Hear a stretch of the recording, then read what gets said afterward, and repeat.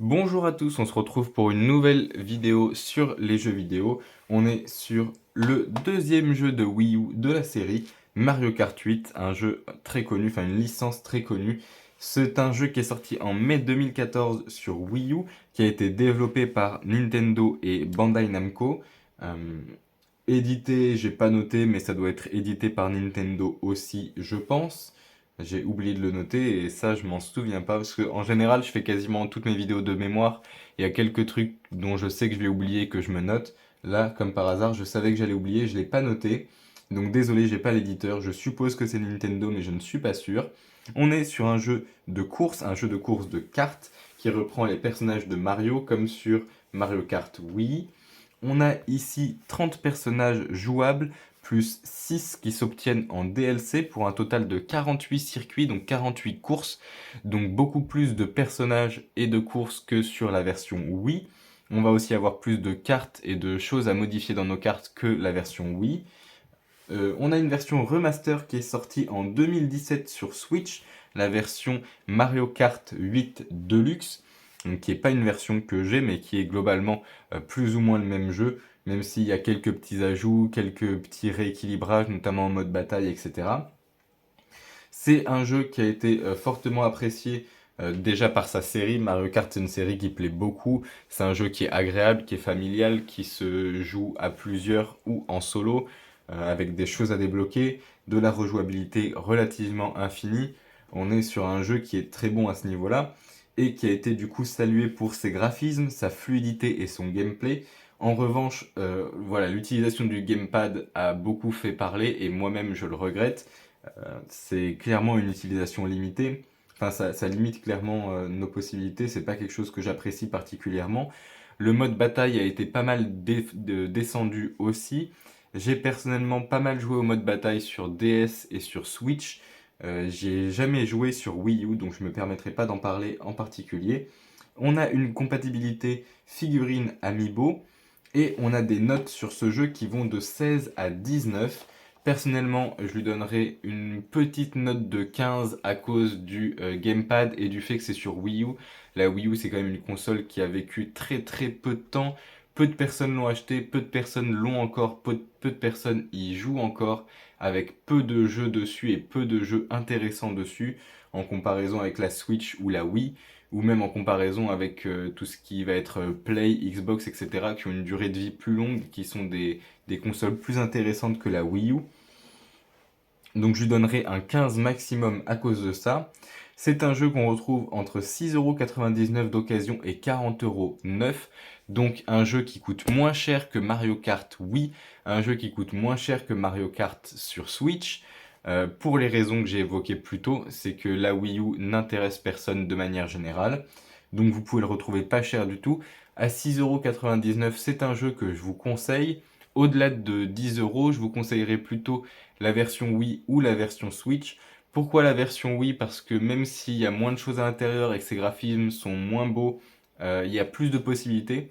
C'est-à-dire que c'est une console que plus de monde a, avec beaucoup de possibilités, c'est-à-dire volant, manette classique, manette avec nunchuck, etc.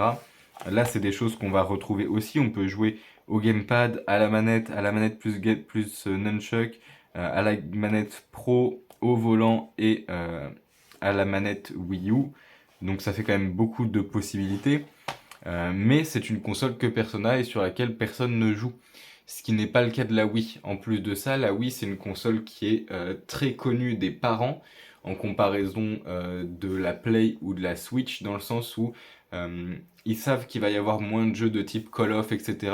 Donc si vous avez des petits frères, des petites sœurs, des choses comme ça, c'est plus facile de faire acheter une Wii, d'autant plus qu'elle va coûter 20 balles à l'heure actuelle, qu'une Wii U auquel personne jouera et que personne connaît, ou qu'une PS4 ou une PS5 sur lequel sortent des GTA, des choses comme ça, qui pourraient tenter les petits frères et les petites sœurs et sur lequel les parents pourraient être réticents.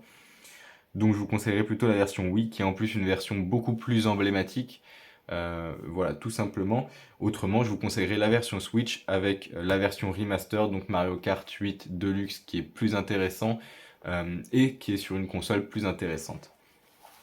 On va s'attaquer du coup à ce qu'on voit. Donc on est sur un PEGI 3 online avec 1 à 4 joueurs en hors ligne, donc directement sur la console, 2 à 12 joueurs en ligne, donc avec des classements mondiaux, etc.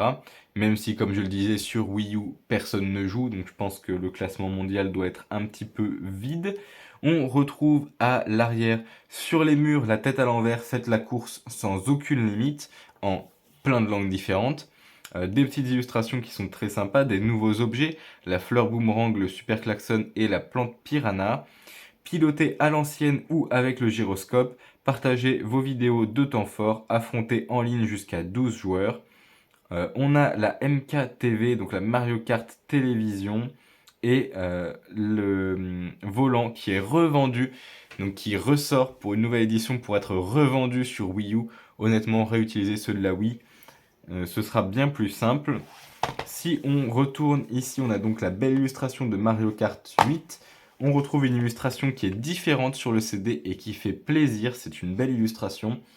On va également retrouver un vrai livret, donc un vrai livret mode d'emploi. Alors malheureusement, il n'est pas décoré, pas illustré, mais on retrouve le vrai livret, contrairement à Pokémon Tournament par exemple, qui avait un livret dépliable sous format de carte un petit peu, donc qui se déplie dans tous les sens pour former comme une carte. Là, on a un vrai livret, personnellement, je préfère.